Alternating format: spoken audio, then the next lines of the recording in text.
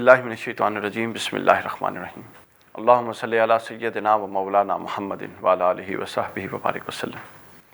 अस्सलाम वालेकुम ख़वातीन हज़रात, AB एंटरटेनमेंट के बच्चों की तरबियत इस्लाही प्रोग्राम के साथ मैं हूँ अली वकार कादरी और मेरे साथ मेरी टीम, हमारे बच्चे मौजूद हैं। आपके इल्म में है कि प्रोग्राम के पहले हिस्से में हम कुरान मजीद की कुछ आयात की तिलावत करते हैं, उसके साथ उन आयात का तर्जुमा इरफानुल कुरान, उसके साथ उन आयात के अंदर जो बच्चों की तरबियत और इस्लाह के लिए जो चीज़ें आती हैं उनको बयान किया जाता है, बच्चों की सतह के जो फ़िक़ही मसाइल हैं उसको बयान किया जाता है, और जो अकायद से मुतल्लिक़ कोई चीज़ आए तो उसको बयान किया जाता है। और प्रोग्राम के दूसरे हिस्से में हम इस्लाम की मुआशरती बुनियादों पर बातचीत करते हैं। तो प्रोग्राम के पहले हिस्से में हम जो हमारा कुरान मजीद के मुताला का सिलसिला चल रहा है उसमें सूरह अत-तकवीर हमारे ज़ेर मुताला है, और कल के प्रोग्राम में हमने इसकी आयत नंबर 21 का मुताला किया, और वो भी ज़्यादा हमारी गुफ्तगू जो थी वो मुता, लफ्ज़ मुता पर थी, जो हुज़ूर नबी अकरम सल्लल्लाहु अलैहि वसल्लम की ख़वास और आपकी खसूसियात और आपके ख़साइस इसमें बयान हुए और आपके इम्तियाज़ात इसमें बयान हुए।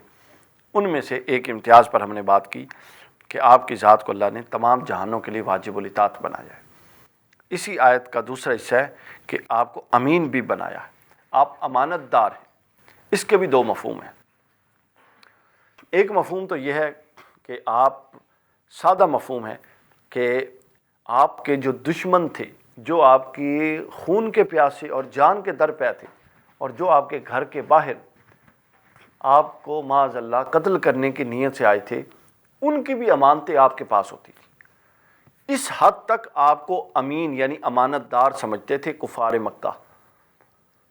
एक तो ये मतलब है, और ये हजूर सल्लल्लाहु अलैहि वसल्लम की शख्सियत का वो वस्फ़ है जो हमें अपनी ज़िंदगियों में अपनाना है कि हम क्या, हमें कोई चीज़ कोई दे, हम उसको पूरी अमानतदारी के साथ वापस करें।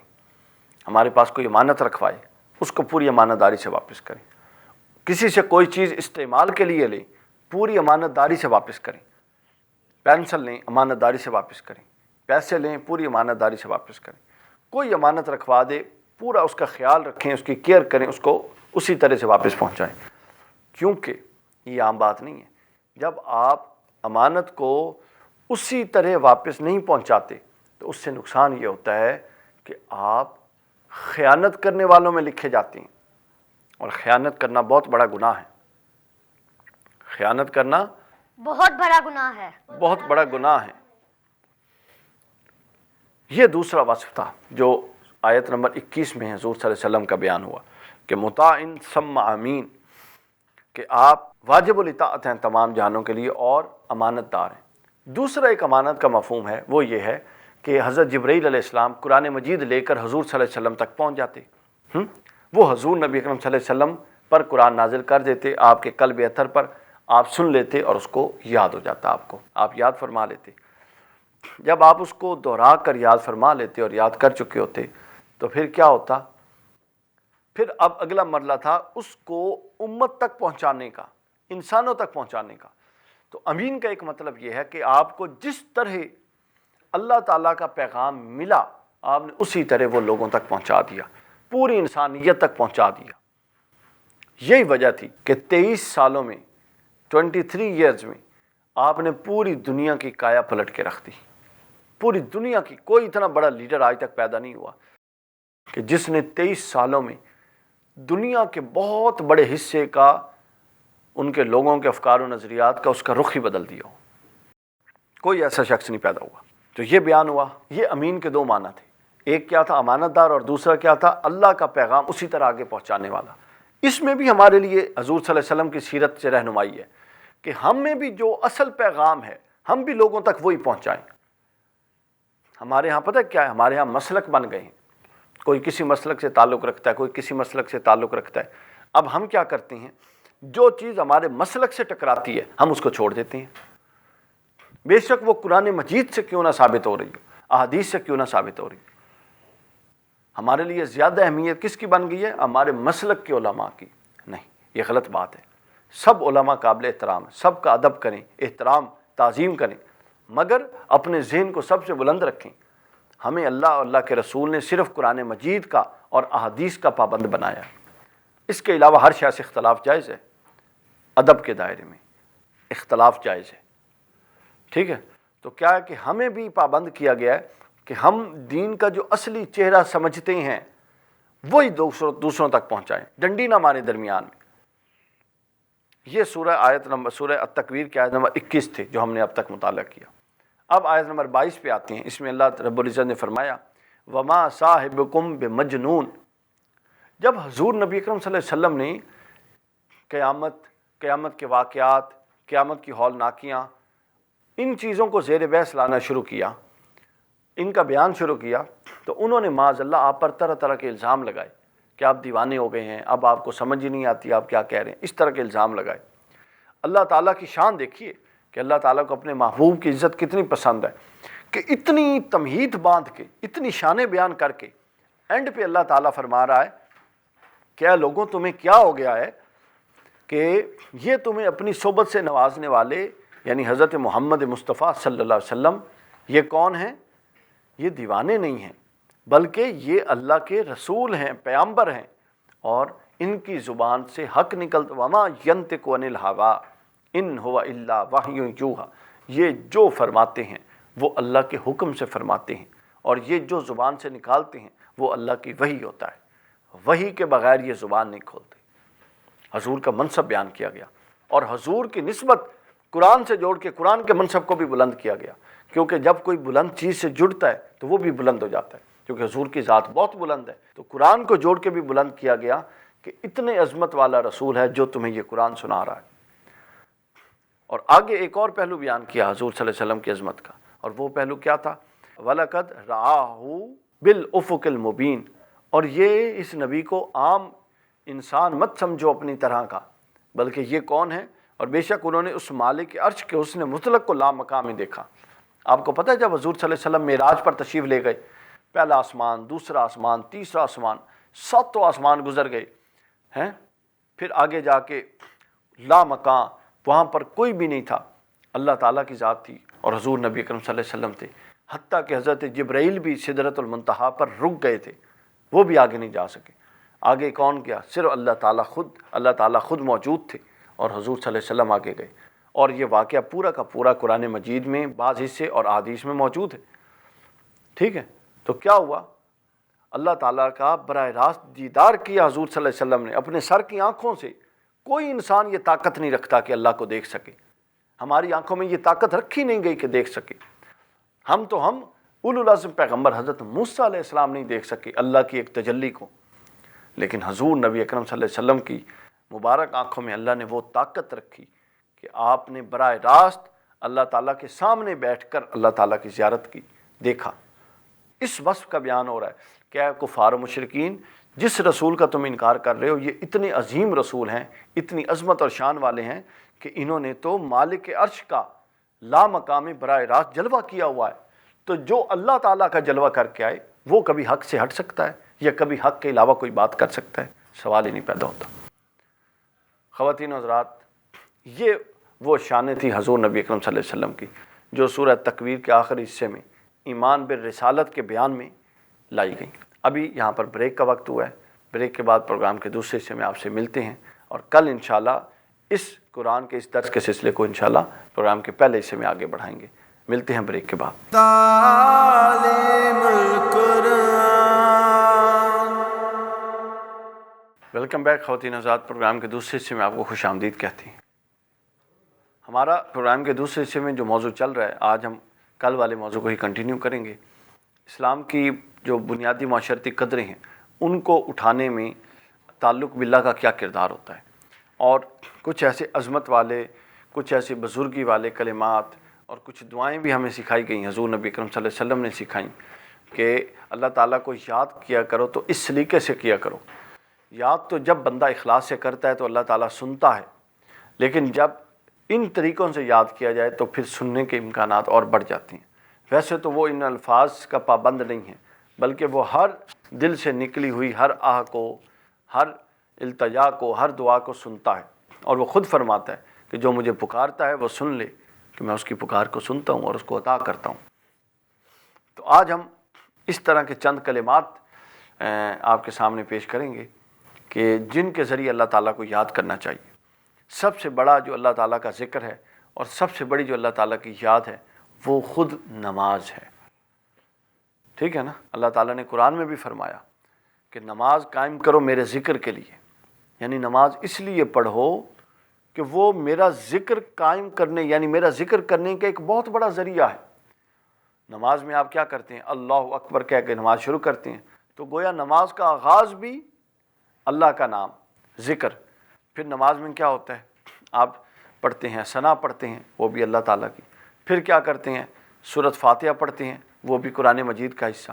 پھر کیا پڑھتے ہیں؟ پھر قرآن مجید کا کوئی حصہ پڑھتے ہیں، کچھ تلاوت کرتے ہیں، وہ بھی قرآن کا حصہ۔ پھر کیا ہے؟ تسبیحات پڑھتی ہیں۔ تو یہ پوری کی پوری جو نماز ہے یہ اللہ کے ذکر کی مختلف صورتیں ہیں۔ اور ذکر کیا ہے؟ ظاہری تعلق نماز کے ذریعے، اور ذکر ایک باطنی تعلق بھی قائم کرواتا ہے۔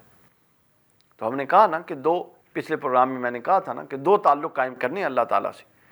ایک تعلق طاعتی، اطاعت کا تعلق، فرما برداری والا تعلق، اور ایک تعلق قلبی، دل سے تعلق۔ تو نماز اور ذکر، جو نماز کے ذریعے ہی ذکر ہوتا ہے، یہ جو ہے یہ ظاہری اور باطنی دونوں تعلق اپنے اندر رکھتی ہے۔ اور جب نماز پوری توجہ سے پڑھی جائے، نماز پوری کامل توجہ سے پڑھی جائے، کہ نماز پڑھتے ہوئے بندے کی پوری توجہ جب اللہ کی ذات کی طرف رہے، تو پھر کیا ہوتا ہے؟ بندہ اپنے آپ کو محسوس کرتا ہے کہ اس پر اللہ تعالیٰ کے انوار و تجلیات کا نزول ہو رہا ہے۔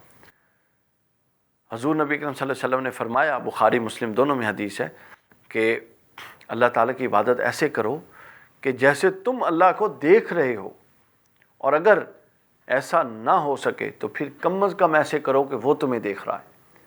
اب آپ دیکھیں، مجھے جب کوئی دیکھتا ہے تو میں کیسے اپنے آپ کو سیٹ کر لیتا ہوں نا۔ آپ کو کوئی دیکھتا، آپ سیٹ کرتے ہیں کہ نہیں؟ جی کرتے ہیں۔ جب آپ اس تصور کو پختہ کر لیں گے کہ اب اللہ تعالیٰ آپ کو دیکھ رہے ہیں، تو آپ اندازہ کریں کہ آپ کتنے اپنے آپ کو اندر سے باہر سے پاک کر لیں گے۔ اور لوگوں نے تو ہمیں ظاہر دیکھنا ہے نا، لوگوں کو یہ تو نہیں پتہ کہ میں اور آپ اندر دل میں کیا سوچ رہے ہیں۔ لیکن اللہ کی ذات تو ظاہر نہیں دیکھتی، وہ تو باطن کو بھی دیکھ رہی ہے۔ وہ تو یہ بھی دیکھ رہی ہے کہ ہم اندر کیا سوچ رہے ہیں اور باہر کیا کہہ رہے ہیں، کیا کر رہے ہیں۔ تو اللہ کی ذات یہ بھی دیکھ رہی ہے۔ تو ہم نے کیا کرنا ہے؟ نماز قائم کرنی ہے، اور چونکہ نماز از خود اللہ تعالیٰ کے ذکر کا ایک ذریعہ ہے۔ اس کے بعد حضور نبی اکرم صلی اللہ علیہ وسلم نے فرمایا، ایک دعا آپ نے بیان فرمائی صحیح مسلم میں، یہ دعا نماز کے بعد کی جاتی ہے۔ جو لڑکے مسجدوں میں جاتے ہیں وہ سنتے ہوں گے، جو مسجد کے ائمہ کرام ہیں وہ بھی یہ دعا جب نماز کے بعد جماعت کے بعد ہوتی ہے وہ بھی یہ دعا کرواتی ہیں۔ میں اس کا ترجمہ بھی پڑھ دیتا ہوں، دعا بھی پڑھ دیتا ہوں، بے شک اس کا ترجمہ ذہن میں رکھیں، لیکن یہ بڑی اہم چیز ہے۔ آپ نے فرمایا، اللہم انت السلام و منک السلام و تبارکت یا ذا الجلال والاکرام۔ اے اللہ تو سلام ہے، بندوں کو یعنی سلامتی دینے والا ہے، بندوں کو ہلاکت سے بچانے والا ہے، ان کو امن اور سلامتی دینے والا ہے، اور تجھ ہی سے سلامتی ہے، اور تجھ ہی سے سلامتی کی امید کی جا سکتی ہے۔ اے جلالت و بزرگی کے مالک، تو بڑی برکتوں والا ہے۔ یہ ایک دعا جس کے ذریعے اللہ تعالیٰ کو یاد کیا جائے، وہ خوش ہو کے ہماری طرف متوجہ ہوتا ہے۔ پھر ایک آسان طریقہ حضور نبی کریم صلی اللہ علیہ وسلم نے فرمایا کہ استغفر اللہ، جب کوئی نماز مکمل کر لے تو 3 بار استغفر اللہ کہے، استغفر اللہ رب من کل ذنب و اتوب الیہ، خالی استغفر اللہ کہہ دیں تب بھی ٹھیک ہے۔ اس کی بڑی برکتیں ہیں کہ جب تک کوئی شخص کوئی قوم استغفار کرتی ہے اس وقت تک اللہ تعالیٰ کی ناراضگی اس پر نہیں آ سکتی، عذاب نہیں آ سکتا۔ اللہ کے عذاب سے بچنے کا ایک بہترین طریقہ یہ ہے کہ آپ استغفار شروع کر دیں۔ استغفار کیا ہے؟ معافی مانگنا، اپنے گناہوں کا اعتراف کرنا، جھک جانا کہ بس میرے مولا مجھ سے یہ غلطی ہو گئی، اب میں جھکا ہوا ہوں، بتا میں تیرے علاوہ کہاں جاؤں۔ جب بندہ یوں اللہ کی در پہ جھک جاتا ہے تو پھر کیا ہے؟ پھر ادھر سے جواب آتا ہے، پھر کیا ہے؟ قبولیت ہوتی ہے، پھر مغفرت ہوتی ہے۔ تو ایک یہ طریقہ تھا ذکر کا، ظاہری اور باطنی ذکر دونوں طریقوں سے، کہ ہم استغفار کیا کریں۔ دوسری ایک روایت ہے، ایک حدیث پاک ہے، صحیح مسلم میں ہے، حضور نبی صلی اللہ علیہ وسلم نے فرمایا کہ لا الہ الا اللہ وحدہ لا شریک لہ، لہ الملک و لہ الحمد وہو علی کل شیء قدیر، کہ اللہ کے سوا کوئی معبود نہیں، وہ اکیلا ہے، اس کا کوئی شریک نہیں، اسی کے لیے بادشاہی ہے اور اسی کے لیے تمام تعریفیں ہیں اور وہ ہر چیز پر قادر ہے۔ اس حدیث میں جو اگلے الفاظ ہیں وہ سننے والے ہیں، بڑے اہم الفاظ ہیں، جس طرح پہلے اہم تھے۔ ان میں فرمایا گیا کہ اللہ جو چیز، اب اللہ تعالیٰ کی طاقت دیکھیں، ہمیں صرف یہ کرنا ہے کہ اللہ تعالیٰ کی طاقت پر، اللہ تعالیٰ کی قدرت پر انحصار کرنا ہے، توکل کرنا ہے، اللہ تعالیٰ کی قدرت پر توکل کرنا ہے، بھروسہ کرنا۔ توکل ہوتا ہے بھروسہ کرنا ہے کہ ہاں، کہ جو اللہ تعالیٰ نے کہا وہ ہوگا، جو اللہ تعالیٰ نے فرمایا وہ ہوگا۔ اس کے اندر یہ ہے کہ اے اللہ، آگے حدیث کے آگے لفظ ہیں کہ اے اللہ جو چیز تو دے اسے کوئی روکنے والا نہیں، اور جس چیز سے تو روکے اسے کوئی دینے والا نہیں۔ یہ کتنے بڑے الفاظ ہیں اور کتنے امید افزا الفاظ ہیں کہ اگر کوئی چیز ہمیں نہیں ملنی اور اللہ تعالیٰ کے علم میں ہے اور ہماری تقدیر میں اللہ نے نہیں لکھی کہ وہ ہمیں ملنی ہے، تو پوری دنیا بھی مل جائے ہمیں وہ دلانے پر، وہ ہمیں نہیں مل سکتی۔ اور اگر کوئی چیز ہمیں ملنی ہے، اللہ نے ہمارے مقدر میں لکھ دی ہے، تو پوری دنیا بھی اس کی مخالف ہو جائے، پوری دنیا بھی اس کی مخالف ہو جائے تو وہ ہم سے اس چیز کو دور نہیں کر سکتی، وہ ہم سے اس چیز کو دور نہیں کر سکتی۔ تو اصل یہ ہے کہ ہم اس طرح سے اللہ تعالیٰ پر بھروسہ رکھیں کہ جو چیز ہمیں ملنی ہے مل جائے تو اس کا شکر ادا کریں، اور یہ سمجھیں کہ وہ اس لیے ملی چونکہ وہ اللہ نے ہماری قسمت میں لکھی تھی، اور جو نہیں ملی پوری کوشش کے باوجود، تمام وسائل بروئے کار لانے کے باوجود، وہ اس لیے نہیں ملی، اس کے بارے میں یہ ذہن میں رکھیں کہ وہ چونکہ اللہ تعالیٰ نے ہمارے لیے لکھی ہی نہیں تھی، لہٰذا ہم جتنی بھی اسٹرگل کر لیتے وہ ملنے والی نہیں تھی۔ اس سے شکر کا بھی جذبہ پیدا ہوتا ہے، اس سے شکر گزاری بھی پیدا ہوتی ہے، اس سے صبر بھی پیدا ہوتا ہے، اس سے بندہ مطمئن بھی رہتا ہے، باطن بھی مطمئن رہتا ہے، ظاہر بھی مطمئن رہتا ہے، اور بندہ شکوے شکایات کی طرف نہیں جاتا۔ یہ دوسرے کلمات تھے جو حضور نبی صلی اللہ علیہ وسلم نے فرمائے۔ اور کسی صاحب حیثیت کے لیے تیرے مقابلے میں اس کی حیثیت فائدہ نہیں پہنچا سکتی، یعنی جو حیثیت اللہ تعالیٰ کی ہے وہ کسی دوسرے کی، جو حیثیت اللہ تعالیٰ کسی کو دینا چاہے، کوئی دوسرا اس کے مد مقابل اس کو متاثر نہیں کر سکتا، اس کو کسی طور پر اثر انداز نہیں ہو سکتی۔ اور آخری بات اس میں جو ہے سب سے اہم ترین کلمات ہیں وہ یہ ہیں کہ ہم ہر نماز کے بعد، یا ویسے بھی نماز کے بعد بھی اور ویسے بھی 33 مرتبہ 33 ٹائمز سبحان اللہ پڑھیں، 33 مرتبہ الحمدللہ پڑھیں، اور 34 مرتبہ اللہ اکبر پڑھیں۔ اور جو یہ پڑھے گا اس کی کیا ہے کہ جب تک وہ یہ مکمل کرے گا، اور آگے حدیث میں بھی ہے کہ جو یہ پڑھے اور اس تسبیح کو پڑھنے کے بعد آخر میں کہے لا الہ الا اللہ وحدہ لا شریک لہ لہ الملک و لہ الحمد وہو علی کل شیء قدیر، جو تسبیح پڑھ کے آخر پہ یہ پڑھے گا تو اللہ تعالیٰ اس کے تمام صغیرہ گناہ معاف فرما دے گا، تمام گناہ معاف فرما دے گا، حتیٰ کہ وہ سمندر کی جھاگ کے برابر ہی کیوں نہ ہو۔ خواتین و حضرات، یہ وہ اللہ تعالیٰ کے ذکر کے پیارے پیارے نام تھے اور طریقے تھے جو ہمیں تعلیم کیے گئے۔ ہمیں ان کے ذریعے اللہ تعالیٰ کو یاد کرنا ہے، ہمیں انہی کے ذریعے اللہ تعالیٰ سے رسائی حاصل کرنی ہے۔ پروگرام کا وقت ختم ہوا، کل انشاءاللہ نئے موضوع کے ساتھ آپ سے ملاقات ہوگی۔ کل تک کے لیے اجازت دیجیے۔ السلام علیکم ورحمۃ اللہ۔